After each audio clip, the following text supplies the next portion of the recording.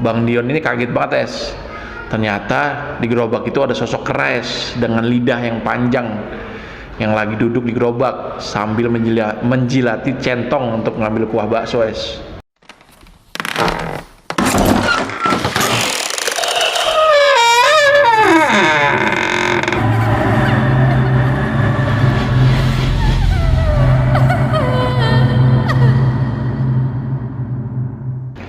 Assalamualaikum, selamat pagi malam. Kembali lagi sama gua Angga and welcome back. Kalian sudah siap menjadi bagian malam untuk kami? Jika sudah siap, tutup rapat-rapat pintu dan jendela rumah kalian. And let's see.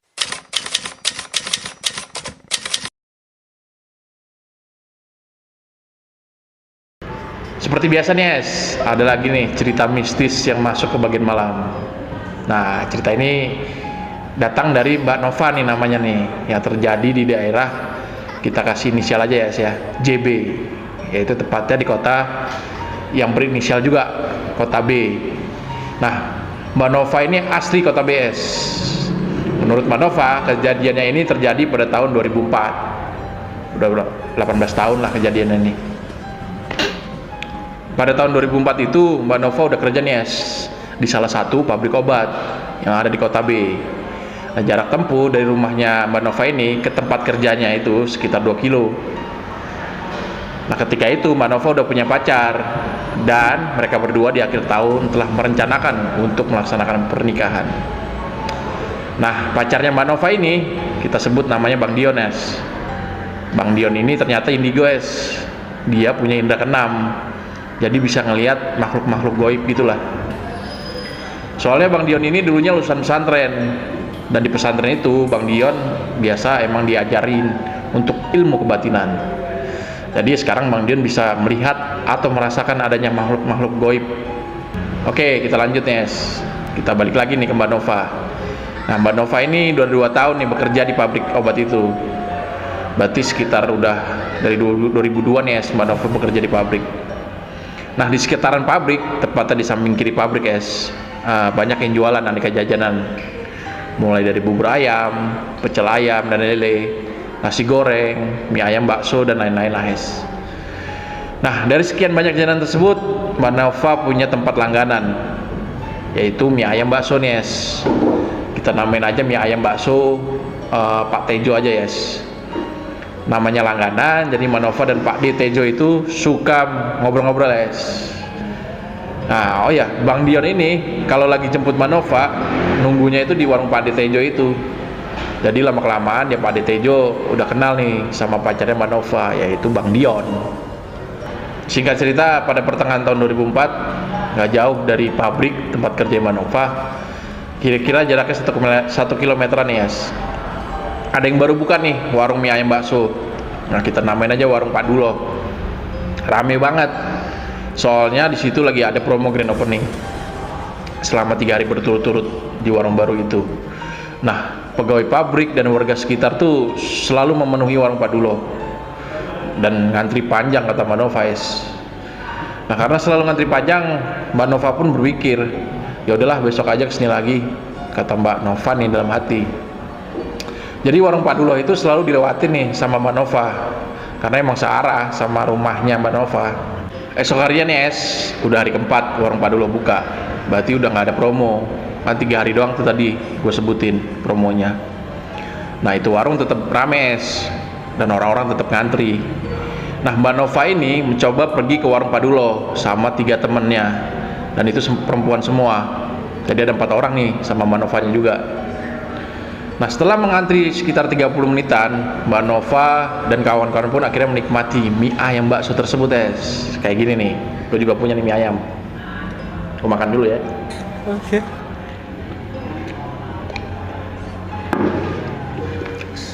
Nah, mantap. Oke, lanjut es. 1 porsi mie ayam bakso tersebut 12.000 harganya. Kalau mie ayam aja nggak pakai bakso itu 10.000. Sedangkan bakso campur 10.000 juga. Gue promosiin tuh baksonya Pak Dulo. Wah, enak banget nih, kata Mbak Nova. Iya, enak, jawab salah satu teman yang Mbak Nova. Akhirnya setelah mereka mau selesai makan, salah satu temannya Mbak Nova nih yang bernama Mbak Dwi membeli 2 porsi lagi nih, tapi untuk dibungkus untuk orang di rumahnya, es. Nah, setelah selesai semua, mereka pun pulang ke rumah masing-masing. Nah, si Mbak Dwi ini yang tadi bungkus mie ayamnya ngasihlah ke ibu sama adiknya. Tapi yang mereka berdua rasain itu cuma kayak rasa-rasa asin gitu, es. Ah, masa Bu? Mungkin karena udah nggak agak dingin kali ya Bu, jadi kayak gitu rasanya, kata Mbak Dwi menjelaskan ke ibunya nih, es. Iya mungkin, jawab ibunya Mbak Dwi. Karena kalau masih panas enak banget tadi Bu, kata Mbak Dwi lagi tuh menjelaskan ke ibunya. Nah, singkat cerita, esok harinya nih, es, pas di pabrik, Manova dan 3 teman yang kemarin berencana pulang kerja mau makan lagi nih di warung Padulo, ditambah sama Bang Dion juga yang mau ikut. Tapi seperti biasa nih, kalau Bang Dion jemput, nunggunya di warung Pak Tejo. Ngobrol-ngobrol lah Pak Tejo sama Bang Dion sambil menunggu Mbak Nova. Mas Dion, nggak jauh dari pabrik sini ada warung kayak mie ayam bakso juga tuh, baru buka dan ramai terus katanya. Nah, Pak Tejo membuka omongan ke Bang Dion. Oh gitu ya Pak De, nanti saya sama Nova nyobain deh. Tapi menurut saya kayaknya mie ayam Pak De deh yang paling the best, jawab Bang Dion menghibur Pak Tejo. The best apaan? Ini aja sepi Mas, dari siang baru ada 2 nih yang beli, sambung Pak Tejo. Ya disyukuri aja lah Pak De, jawab Bang Dion membalas Pak Tejo. Ah, nggak lama kemudian Manova pun pulang kerja dari pabrik nih, es, dan langsung menghampiri Bang Dion di warungnya Pak Tejo tadi. Ketika Manova dan Bang Dion mau naik motor, nah, tiba-tiba HP-nya Bang Dion bunyi nih, es. Ada telepon masuk nih, dan ternyata ada urgent dari kantornya dan disuruh balik nih Bang Dion ke kantor. Berarti ada lemburan nih, es, Bang Dion di kantornya. Nah, setelah itu Bang Dion mengantar dulu nih Manova, tapi cuma sampai depan warung Padulo. Begitu sampai depan warung Padulo, itu sekitar jam 5 sore lah, Bang Dion langsung nih merasakan ada hawa-hawa panas ditambah merinding, es, di sekujur tubuhnya. Nah, ketika Bang Dion nengok ke arah genteng bangunan warung Padulo tadi, katanya Bang Dion ini melihat sebuah kepala kera yang gede banget nih, es, segede bangunan warungnya. Bukan segede gua sih. Kenapa kau bengong? Tanya Manova nih, es, sambil menepuk lengannya Bang Dion. Ah, nggak apa-apa kok, dengan kaget nih Bang Dion. Nah, di saat Manova menegur Bang Dion tadi, pas Bang Dion kaget, es, sosok kepala kera itu tiba-tiba menghilang, es, udah nggak tahu kemana. Akhirnya Manova menjulurkan tangannya untuk salim dan cium tangan sama Bang Dion. Wah, romantis banget, es. Ya udah, aku ke dalam ya, kamu hati-hati di jalan loh, kabarin aku kalau kamu udah sampai dan udah selesai dari pekerjaan, kata Mbak Nova ke Bang Dion. Iya, nanti aku kabarin kok, jawab Bang Dion ke Mbak Nova. Akhirnya Mbak Nova masuk ke dalam warung bersama teman-temannya, dan Bang Dion pun pergi meninggalkan Mbak Nova menuju tempat kerjanya nih, es. Nah, suasana di warung Padulo waktu itu lagi rame, es. Mbak Nova dan kawan-kawan pun ikut ngantri sekitar 30 menitan. Menurut pengakuan Mbak Nova nih dan kawan-kawan, tetap enak seperti mereka datang pertama kali. Jadi rasanya masih tetap terjaga. Nah, lagi-lagi si Mbak Dwi, temennya Mbak Nova ini, beli untuk dibungkus buat orang tua dan adiknya di rumahnya. Nah, selesai makan sekitar jam 6:30 malam, pulanglah mereka ke rumah masing-masing. Dan Mbak Dwi yang tadi lagi bungkus, nah, ngasih makanan ke ibu dan adiknya. Nah, begitu dimakan lagi, itu rasanya asin lagi, es, kayak waktu pertama kali ngerasain mie ayam bakso. Singkat cerita, esok harinya Bang Dion jatuh sakit nih, es, nggak enak badan gitu selama 2 hari. Nah, kemudian di hari ketiganya, setelah mulai agak sembuh, Bang Dion jemput lagi Mbak Nova di pabrik, dan Mbak Nova itu menunggu di warungnya Pak Tejo lagi. Nah, menurut pengakuan Pak Tejo sih, dagangannya udah sepi banget, es. Sehari paling banyak yang beli cuma 5 orang aja. Ya nggak apa-apalah Pak De, alhamdulillah masih dikasih rezeki, kata Bang Dion mengingatkan Pak Tejo. Ketika Mbak Nova datang nih menghampiri Bang Dion, pergilah mereka berdua menuju ke rumahnya Mbak Nova. Nah, sebelum sampai di rumah, Mbak Nova meminta untuk mampir dulu di mie ayam bakso Pak Dulo sama Bang Dion. Dan seperti biasa, warung Pak Dulo itu rame dan ngantri orang-orang. Ketika ngantri, Bang Dion ini merasakan ada hawa-hawa yang panas tapi Bang Dion nggak ngeliat nih ada sosok-sosok goib. Jadi Mbak Nova masuk ke warung untuk memesan makanan, sedangkan Bang Dion menunggu di depan warung karena ingin merokok. Setelah selesai pesanannya datang, Mbak Nova pun mau membayar. Ketika mau bayar, Bang Dion menghampiri Mbak Nova. Nah, di situ Pak Dulo melihat Bang Dion itu kayak sinis banget dah, kayak nggak suka gitu. Dan kembaliannya pun nggak ramah nih ke Mbak Nova.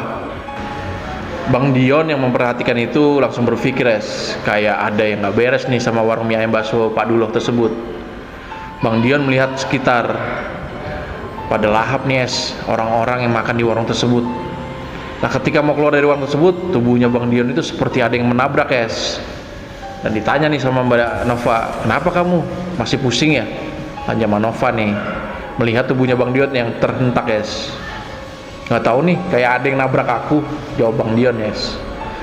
Ya udah yuk cepetan pulang biar bisa istirahat di rumah aku nanti, balas Mbak Nova. Nah, singkat cerita, mereka pun pulang nih naik motor goncengan. Setelah tiba di rumahnya Mbak Nova, mie tersebut yang tadi dibungkus dihidangkan nih sama Mbak Nova di dalam sebuah mangkok mie. Anehnya nih Bang Dion tuh mencium bau-bau nggak sedap, kayak bau seperti bau bangkai dari mie ayam bakso tersebut. Sedangkan Mbak Nova nggak nyium apa-apa. Akhirnya Bang Dion pun menahan Mbak Nova untuk makan mie ayamnya itu. Bentar-bentar, jangan dimakan dulu deh, kata Bang Dion. Kenapa emangnya? Udah lapar nih aku, jawab Mbak Nova membalas Bang Dion. Wah, ada yang nggak beres nih sama makanannya, jawab Bang Dion sambil membelah baksonya pakai sendok. Dan bener aja bakso urat itu ternyata uratnya aneh. Sekilas terlihat putih dan biasa aja kayak urat-urat yang ada dalam bakso pada umumnya. Jangan dimakan deh nih, minta Bang Dion ke Mbak Nova. Kenapa sih? Orang ini baksonya enak banget kok, jawab Mbak Nova ke Bang Dion. Baru aja Mbak Nova ngejawab kayak gitu, Bang Dion langsung ngambil mangkoknya dan mangkoknya Bang Dion juga, kemudian membuangnya ke tong sampah di depan rumahnya Mbak Nova. Melihat tingkahnya Bang Dion kayak gitu, akhirnya mereka berantem dan Bang Dion pun pulang dari rumahnya Mbak Nova. Yaitu sekitar jam 7-an Bang Dion pulangnya. Nah, ketika Bang Dion pulang dari rumahnya Mbak Nova kan pasti melewati warung bakso Pak Dulo tuh. Nah, Bang Dion mau nyoba nih beli satu porsi di warung bakso Pak Dulo. Ketika Bang Dion ini udah mendekati jarak warung tersebut, Bang Dion melihat tukang parkir nih yang ada di warung bakso tersebut. Ternyata ada sesuatu yang menempel di bahu tukang parkir, yaitu ada sosok kera kecil nih yang tangannya kayak manggil-manggil orang, seperti untuk mengajak orang-orang untuk mampir ke warung bakso Pak Dulo. Nah, ketika Bang Dion masuk ke halaman warung bakso Pak Dulo tersebut untuk memarkirkan motornya, Bang Dion tuh melihat suasana warungnya masih ramai banget. Dan sewaktu Bang Dion menuju ke dalam warung tersebut untuk memesan satu porsi mie ayam bakso, Bang Dion ini kaget banget. Ternyata di gerobak itu ada sosok kera dengan lidah yang panjang yang lagi duduk di gerobak sambil menjilati centong untuk mengambil kuah bakso. Dan di pundaknya Pak Dulo itu juga ada nih yang menempel, yaitu kera kecil dengan lidah juga yang panjang sedang menjilat-jilati makanan yang akan disajikan ke pembeli-pembeli di warung tersebut. Bang Dion pun dipelototin sama Pak Dulo, seolah-olah Pak Dulo itu tahu kalau Bang Dion tuh bisa ngeliat semuanya. Dan Pak Dulo itu ngomong nih ke Bang Dion, udah habis mas, ini porsi terakhir, kata Pak Dulo nih dengan nada sinis. Oh ya udah Pak kalau gitu, balas Bang Dion ke Pak Dulo. Nah, ketika tahu udah habis, Bang Dion pun pergi minta izin ke kamar mandi yang ada di warung itu, karena memang kebelet pipis nih Bang Dion ya. Nah, sesampai di kamar mandi, Bang Dion pun menyium bau amis banget Dengan penasaran, Bang Dion pun mencoba mencari tahu bau tersebut tuh dari mana. Dan ternyata di sebelah kamar mandi itu ada ruangan gitu buat cuci piring di warung tersebut. Nah, ketika Bang Dion ke situ ada ibu-ibu nih yang diduga istrinya Pak Dulo. Wah, epic nih Bang Dion melihat semua mangkuk-mangkuk yang selesai dicuci itu lagi dijilat-jilatin nih sama 3 kera kecil yang lidahnya panjang-panjang es. Nah, nggak jauh dari ember cucian itu ada ember yang isinya bangkai tikus semua. Tapi bangkai tikus itu buntutnya udah nggak ada. Dan di situ ada 2 kera kecil lagi yang lidahnya panjang juga es, lagi jilat-jilatin buntut tikus yang udah dipotong-potong tersebut, yang lepas dari badan tikusnya. Dan ternyata es, bakso urat itu isinya bukan urat beneran, melainkan buntut tikus. Mungkin biar jadi nikmat, buntut tikusnya itu kalau dijilatin sama kera-kera kecil yang goib itu es. Nah, nggak kuat melihat pemandangan itu, Bang Dion pun langsung cabut dari situ. Sesampainya di ruang makan, Bang Dion ngeliat lagi pembelinya tuh pada lahap semua, makan tuh buntut tikus. Nah, ketika Bang Dion hendak cabut nih es dari warung, saat sampai di parkiran motor, Bang Dion ngeliat lagi nih seekor kera yang gede banget, yang kepalanya aja segede bangunan warung bakso tersebut. Nah, sosok kera gede itu berdiri tepat di pintu masuk. Jadi kakinya tuh ngangkang di bawah, membawahi pintu masuk tersebut. Nah, kera besar itu selalu memperhatikan Bang Dion terus saat keluar dari warung. Bang Dion pun buru-buru dong keluar dari area itu karena udah nggak enak banget hawanya. Setelah itu esok harinya Bang Dion lagi-lagi sakit nih selama 3 hari. Pas dijenguk oleh Mbak Nova, ceritalah Bang Dion semuanya apa yang dilihat Bang Dion saat di warung Paduloh ke Mbak Nova. Mbak Nova pun cuma diem aja soalnya nggak ngerti gitu-gituan lah. Nah, esok harinya lagi Mbak Nova cerita nih ke teman-teman yang bertiga dia yang sering makan di warung Paduloh tersebut. Nah, salah satunya Mbak Dwi nih. Mbak Dwi ini pun sadar, oh pantes kalau dibawa pulang, kata ibuku sama adik gua, kok rasanya asin doang gitu katanya Mbak Dwi. Nah, ada yang naut lagi nih salah satu temannya Mbak Nova. Katanya sih kalau makanan yang kita beli terus dibawa pulang dan rasanya jadi berubah banget atau jadi nggak enak, itu salah satu tandanya pakai pesugihan si penjualnya. Nah, setelah tahu tentang itu, Mbak Nova dan teman-temannya pun nggak mau lagi nih ke warung mie ayam Paduloh. Mbak Nova pun menjelaskan kalau pesugihan Paduloh itu udah pesugihan tingkat tinggi lah. Soalnya makhluk-makhluk goibnya udah lebih dari 1 makhluk, banyak Di hari esoknya Bang Dion menjelaskan ke Mbak Nova, mungkin orang-orang yang pada ke warung itu termasuk Mbak Nova dan teman-temannya kayak kena hipnotis gitu soalnya di depannya tuh ada kera kecil yang tangannya melambai-lambai kayak manggil teman gitu. Nah, kera kecil itu kadang-kadang nemplok nih di bahunya tukang parkir. Mungkin kera kecil itu yang bikin orang lewat jadi mau mampir nih ke warung Paduloh tersebut. Jadi si Mbak Nova dan teman-temannya disarankan sama Bang Dion untuk baca-baca doa sebisanya kalau mau lewat depan warung mie ayam bakso Paduloh, biar nggak terpengaruh sama ajakan kera-kera goib tersebut. Mendengar penjelasan Bang Dion tersebut, Mbak Nova pun hanya menganggukkan kepalanya aja Singkat cerita, selang beberapa hari kemudian, tiap Mbak Nova pulang kerja nih selalu baca doa nih dan pandangannya tetap lurus saja, nggak mau nengok ke arah warung Paduloh itu. Pernah juga sewaktu ketika Bang Dion mau ke rumah Mbak Nova, selepas maghrib nih, iseng nih Bang Dion nengok ke warung Paduloh, dan itu masih ramai banget kondisinya Nah, sebulan pun berlalu, warung mie ayam bakso itu masih aja rame malah terkadang sampai ngantri juga. Jadi sewaktu ketika ada kejadian nih di hari Sabtu atau Jumat sore gitu Mbak Nova tuh agak-agak lupa inget juga soalnya. Nah, ada satu keluarga yang makan di warung Paduloh itu, 5 orang ada ayah, ibu, dan 3 orang anaknya. Kejadiannya ini sekitar sore hari, sekitar jam 4-an. Nah, si anak yang terakhir masih kecil, 9 atau 10 tahunan lah, masih duduk di SD kayaknya, kelas 4. Nah, dia ini kebelet nih, pengen pipis, minta ke toilet, tapi sama orang tuanya disuruh sendiri ke toiletnya. Dan akhirnya si anak itu ke toilet ditemani oleh kakaknya, yaitu anak kedua yang udah kelas 1 SMP. Nah, ketika kakak beradik tersebut mau ke kamar mandi ternyata si kakak kedua nih yang pipis duluan. Nah, yang si adik nunggu depan kamar mandi sembari iseng lihat-lihat ke ruangan sebelah kamar mandi. Nah, sebelah ruang kamar mandi itu kan tempat cuci-cuci piring dan gelas kotor gitu. Biasanya sih ada yang jagain ruangan cuci itu Dan di situ anak itu lihat ada ember gede yang isinya tikus mati semua tanpa buntut. Gak jauh dari ember gede yang isinya tikus yang sudah mati itu, ada ember lagi nih, ukurannya sedang, isinya kayak panjang-panjang warna putih kecoklatan. Mungkin itu buntut tikusnya kali ya. Nah setelah melihat tersebut, tiba-tiba si kakak yang sudah selesai pipis itu teriak manggil adiknya dan nyuruh adiknya untuk gantian pipis. Akhirnya adiknya itu menghampiri kakaknya lalu pipis di kamar mandi. Setelah itu mereka berdua balik ke meja makan untuk makan makanan yang sudah dipesan sama orang tuanya. Tapi diem aja udah tahu banyak bangkai tikus masih aja makan di situ dasar bocil. Singkat cerita, setelah selesai makan, keluarga ini pun pulang ke rumahnya. Rumahnya nggak jauh dari Warung Padulo, kurang lebih 1 kilometer lah jaraknya. Dan pas malam harinya, si anak SD itu pun akhirnya menceritakan semuanya di depan orang tuanya soal Warung Padulo. Kaget dong orang tuanya dengar cerita anaknya kayak gitu. Esok harinya pagi-pagi si ibu anak tadi ini ke pengajian Ya memang kebetulan si ibu itu rutin nih tiap pagi ikut pengajian di masjid dekat rumahnya. Selesai pengajian, si ibu ini ceritalah kalau anaknya ngelihat banyak bangkai tikus tanpa buntut di ember gede yang ada di ruang cucian warungnya Pak Duloh itu Langsung pada heboh nih jadinya.